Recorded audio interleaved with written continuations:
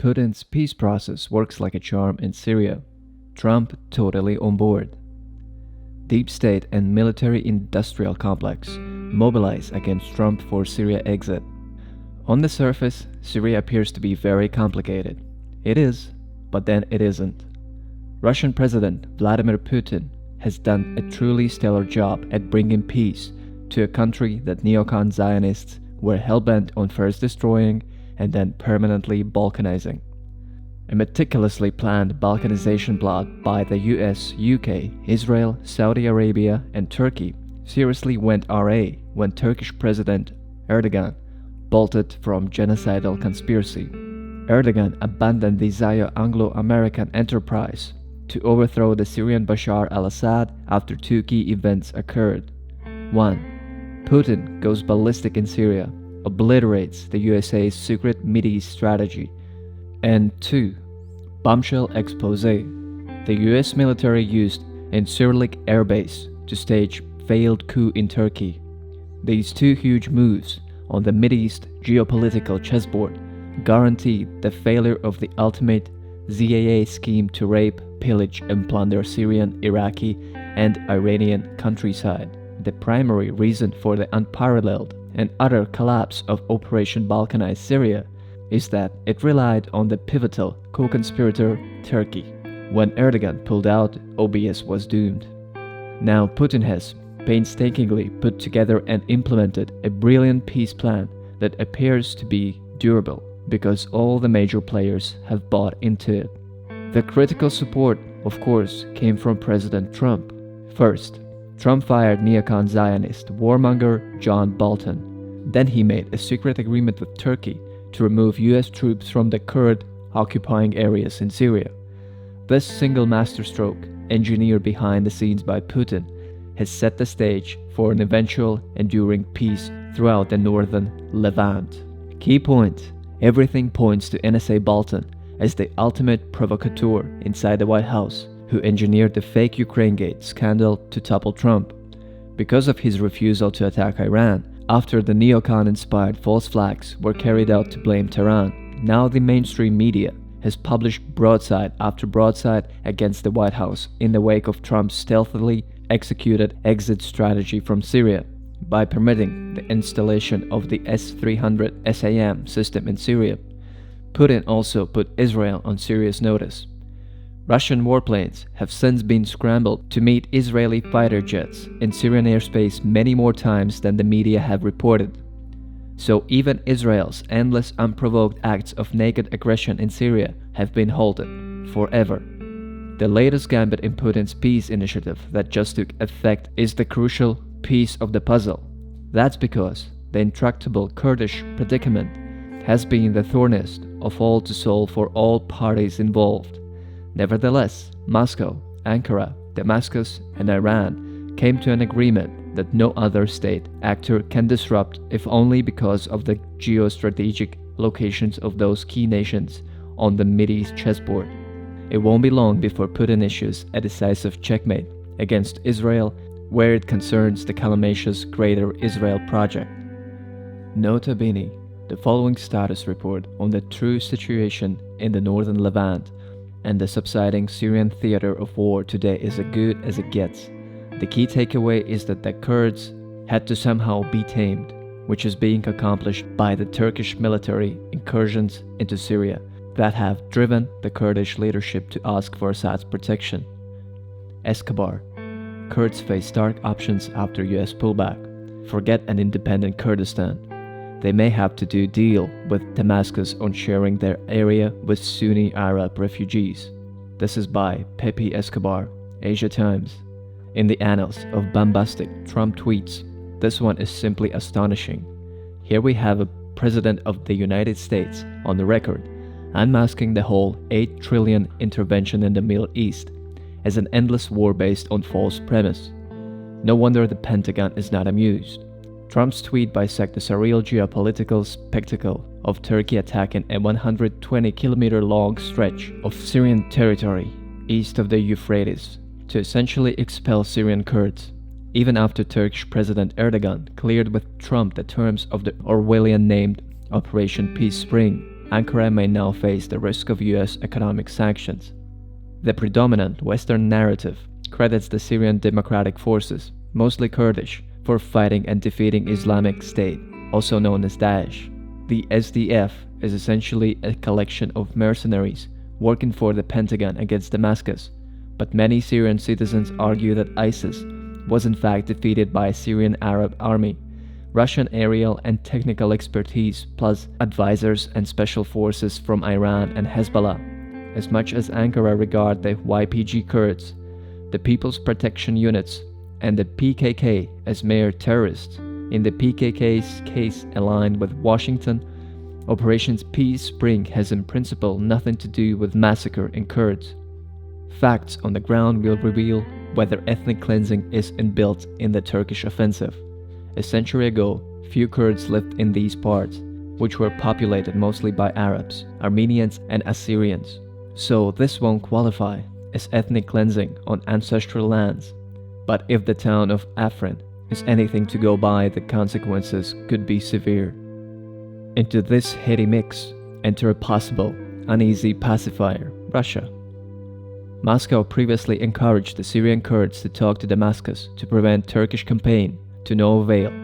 But Foreign Minister Sergei Lavrov never gives up. He has now said Moscow will ask for the start of talks between Damascus and Ankara. Diplomatic ties between Syria and Turkey have been severed for 7 years now. With Peace Spring rolling virtually unopposed, Kurdish General Mazloum Kobani Abdi did raise the stakes, telling the Americans he will have to make deal with Moscow for a no-fly zone to protect Kurdish towns and villages against the Turkish armed forces. Russian diplomats, off the record, say this is not going to happen. For Moscow, Peace Spring is regarded as Turkey's right to ensure its security. In the words of Kremlin's spokesman, Dmitry Peskov, as long as it does not turn into humanitarian disaster, no independent Kurdistan. From Washington's perspective, everything happening in the volatile Iran, Iraqi, Syria, Turkey spectrum is subject to two imperatives. One, geopolitical, breaking what is regionally regarded as the axis of resistance, Iran, Iraq, Syria, Hezbollah. And two, geostrategically, breaking the Chinese-led Belt and Road initiatives from being incorporated in both Iraq and Syria, not to mention Turkey. When Erdogan remarked that the trilateral Ankara summit last month was productive, he was essentially saying that Kurdish questions was settled by an agreement among Russia, Turkey, and Iran.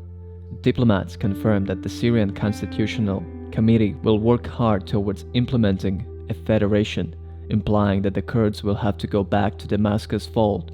Tehran may even play a role to smooth things over, as Iranian Kurds have also become very active in YPG command. The bottom line, there will be no independent Kurdistan, as detailed in a map previously published by the Anadolu news agency.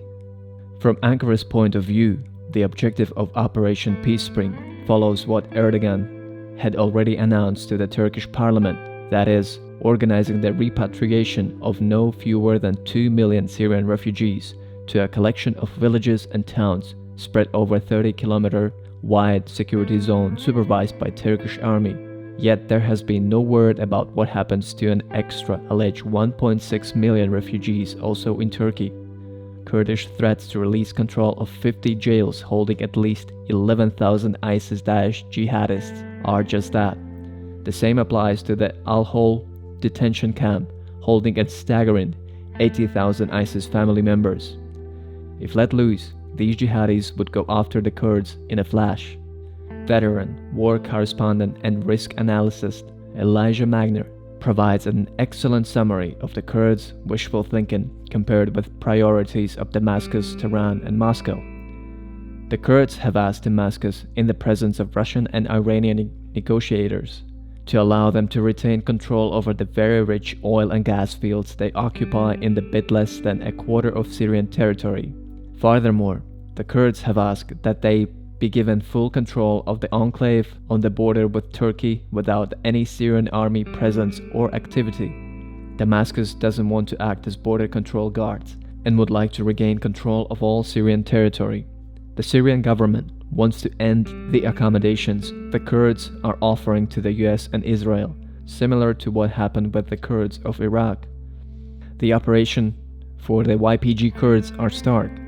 They are slowly realizing they were used by the Pentagon as mercenaries. Either they become a part of Syrian Federation, given up some autonomy and their hyper-nationalist dreams, or they will have to share the region. They live in with at least 2 million Sunni Arab refugees relocated under Turkish army protection. The end of the dream is nigh. On Sunday, Moscow brokered a deal according to which the key Kurdish-dominated border towns of Manbij and Koban go back under the control of Damascus, so Turkish forces will have to back off. Otherwise, they will be directly facing the Syrian Arab army. The game-changing deal should be interpreted as the first step towards the whole of northeast Syria eventually reverting to state control. The geopolitical bottom line does expose a serious rift within the Ankara agreement. Tehran and Moscow, not to mention Damascus, will not accept Turkish occupation of nearly a quarter of sovereign, energy-rich Syrian territory, replacing that was the de facto American occupation. Diplomats confirm Putin has repeatedly emphasized to Erdogan that imperative of Syrian territorial integrity. SANA's Syria's news agency slammed peace spring as an act of aggression, which brings us to Idlib. Idlib is a poor, rural province, cramped with ultra-hardcore Salafi jihadis, most linked in myriad levels with successive incarnations of Jabhat al-Nusra or Al-Qaeda in Syria. Eventually, Damascus, backed by Russian air power, will clear what is in effect the Idlib cauldron, generating an extra wave of refugees. As much as he is investing in his Syrian Kurdish safe zone, what Erdogan is trying to prevent is an extra exodus of potentially 3.5 million mostly hardcore Sunnis to Turkey. Turkish historian Cem Erimtan told me, as he argues in this essay, that it's all about the clash between the post-Marxist libertarian municipalism of the Turkish Syrian PKK, PYD, YPG, YPJ axis and the brand of Islam defended by Erdogan's AKP party. The heady fusion of Islamism and Turkish nationalism that has become the AKP's hallmark and common currency in the new Turkey results in the fact that a social group, the Kurds in Syria, have now been universally identified as the enemies of Islam. Thus, Erimtan adds, the Kurds have now taken the place of Assad as providing a godless enemy that needs to be defeated next door. Geopolitically, the crucial point remains that Erdogan cannot afford to alienate Moscow for a series of strategic and economic reasons, ranging from the Turk Stream gas pipeline to Ankara's interest in being an active node of the Belt and Road as well as the Eurasia Economic Union and becoming a full member of Shanghai Cooperation Organization, all geared towards Eurasian integration. Win-win. And the Syrian boils, Iraqi simmers down. Iraqi Kurdistan lives a world apart and was not touched by Iraqi protesters, which were motivated by genuine grievances against the swamp of corrupt to the core Baghdad politics. Subsequent hijacking for a specific geopolitical agenda was inevitable. The government says Iraqi security forces did not shoot at protesters. That was the work of snipers. Gunmen in balaclavas did attack the offices of plenty of TV stations in Baghdad, destroying equipment and broadcast facilities. Additionally, Iraqi sources told me armed groups targeted vital infrastructures, as in electricity grids and plants, especially in Diwania in south. This would have plunged the whole of southern Iraq all the way to Basra into darkness, thus sparking more protests. Pakistani analyst Hassan Abbas spent 12 days in Baghdad, Najaf and Karbala.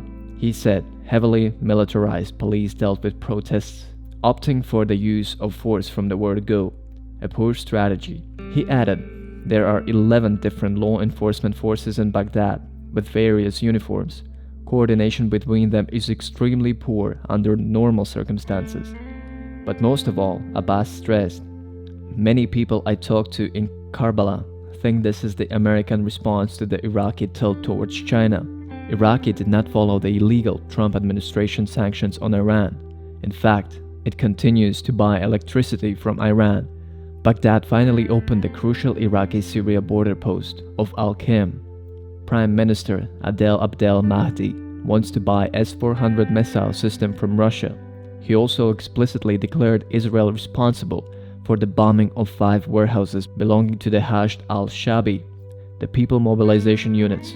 And he not only rejected the Trump administration's deal of the century between Israel and Palestine, but also has been trying to mediate between Iran and Saudi Arabia. And then there is what else? China. On a state visit to Beijing on September 25, Mahdi clinched a proverbial win-win deal. Plenty of oil supplies traded with investment in rebuilding infrastructure, and Iraq will be certified Belt and Road node, with President Xi Jinping extolling a new China-Iraqi strategic partnership. China is also looking to do post-reconstruction work in Syria to make it a key node in the new Silk Road. It ain't over till the fact, Chinese lady sings while doing deals. Meanwhile, Erdogan can always sing about sending 3.6 million refugees to Europe. What's happening is a quadruple win. The US performs a face-saving withdrawal, which Trump can sell as avoiding a conflict with a NATO ally, Turkey. Turkey has the guarantee by the Russians that the Syrian army will be on the control of the Turkish-Syrian border. Russia prevents a war escalation and keeps the Russian-Iran-Turkey peace process alive. And Syria will eventually regain control of its oil fields and the entire northeast.